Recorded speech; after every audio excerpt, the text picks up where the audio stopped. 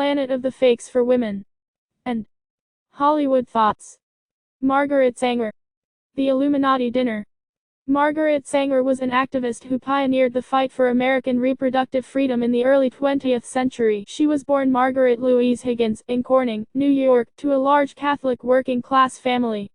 One of 11 children, Sanger was profoundly affected by her mother's death from cervical cancer and tuberculosis in 1899. In addition to 11 live births, Sanger's mother experienced 7 additional pregnancies, which Sanger believed were the cause of her mother's ill health. Prior to her mother's death, Sanger attended nursing school, but did not graduate. In 1910, she married architect William Sanger and the two moved to New York City with their children.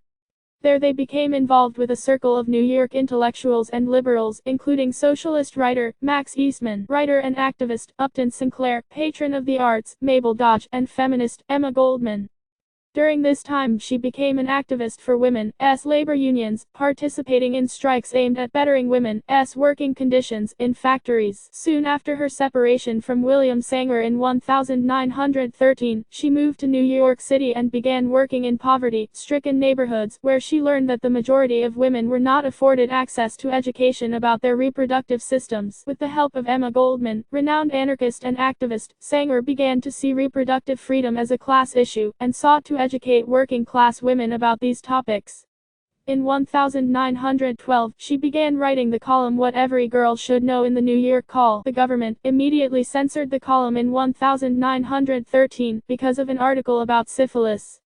In 1914, Sanger began publishing her own paper, called The Woman Rebel, where she first coined the term birth control. The Woman Rebel was a radical feminist monthly, which encouraged women to think freely and take control of their lives, and advocated birth control and disease prevention. The first issue was censored by the U.S. Postal Service, and Sanger was charged with 9 counts of breaking obscenity law. She fled to Europe to escape prosecution, returning to the U.S. in 1915. Upon her return, Sanger became involved in court battles to challenge New York's Comstock laws, which banned the dissemination of information and about contraception to women. She won the right to open the first birth control clinic in Brooklyn in 1916. There, nurses distributed her famous pamphlet What Every Girl Should Know, which covered such topics as puberty, sexual diseases, and pregnancy, in a variety of languages including Yiddish and Italian. Later that same year, Sanger founded the American Birth Control League, which eventually evolved into the Planned Parenthood Federation of America. She became president of the International Planned Parenthood Federation, and held this position until 1959. Sanger remained active in the reproductive rights movement, working on the development of the birth control pill, and the legalization of birth control, up until her death in 1966.